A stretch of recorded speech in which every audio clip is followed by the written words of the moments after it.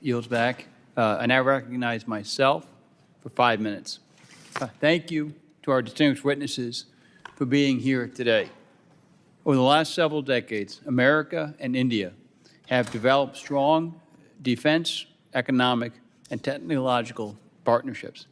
As we meet today to discuss the Indo-Pacific region, I look forward to hearing how the U.S.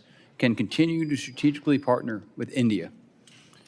Mr. Smith, in your written testimony, you note the important partnership between the U.S. and India in countering China's influence.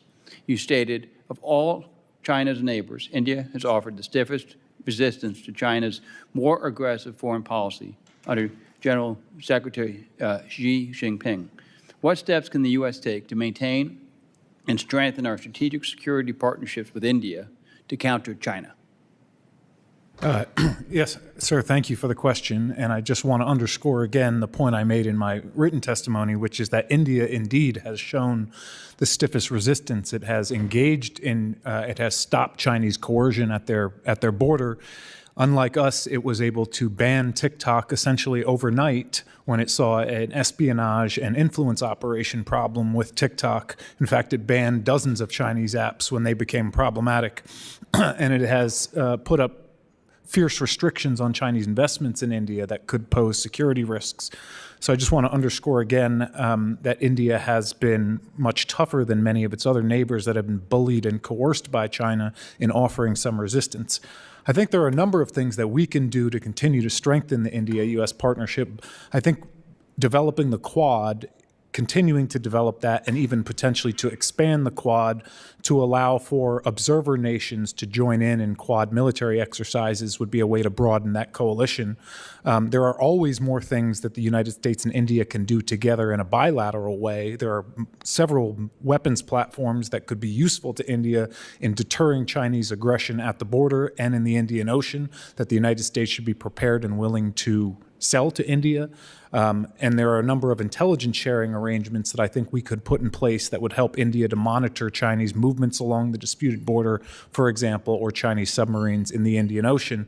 But I think we also need to do a firmer job supporting India diplomatically when it faces coercion from China and showing it that it has a trusted partner and friend in the United States. Thank you. Mr. Jai Shankar, continuing on this subject, what strategic role does the Quad play in countering coercion in the Indo-Pacific? Under the Biden administration, the Quad was resurrected under the first Trump administration, primarily as a coordination mechanism. Under the Biden administration, it became elevated to a leadership level meeting, and a number of working groups were established to work in a very large number of areas. I would say a signature achievement was the creation of an Indo-Pacific Maritime Domain Awareness Initiative. Under the Trump administration, there's been a paring down of the Quad on a few key areas, which is really maritime security, economic security, technological security, and humanitarian assistance. And these are all areas where the Quad could be doing a lot more. In fact, this year, in a small way, the Quad continued to do a lot of that work. However, a Quad leadership summit has been repeatedly postponed. India is expected to host the next one. I think breaking the impasse in U.S.-India relations would help in getting to that summit and achieving more through the Quad. Thank you.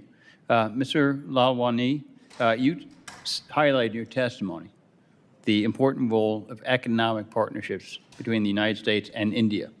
How can continuing to deepen America's economic ties with India counter China's economic coercion? I think there are a number of ways. One of them would be onshoring investment, in enhancing Indian capabilities, production, manufacturing, so that it becomes less dependent on Chinese trade. I think there's previous witnesses have mentioned the stark imbalance in trade and depends on, for both of us, with China. And so that's at least certainly one way where you can sort of wean off or help India wean itself away from dependencies on Chinese imports. Probably some other ways have more to do with also technology. So, for example, Apple's making iPhones in India, scaling up that manufacturing, moves those supply chains away from China, increases the supply chains in democratic countries, and is in both our mutual interests. Thank you. I now recognize Mr. Barra of California for 5 minutes of questioning. Thank you.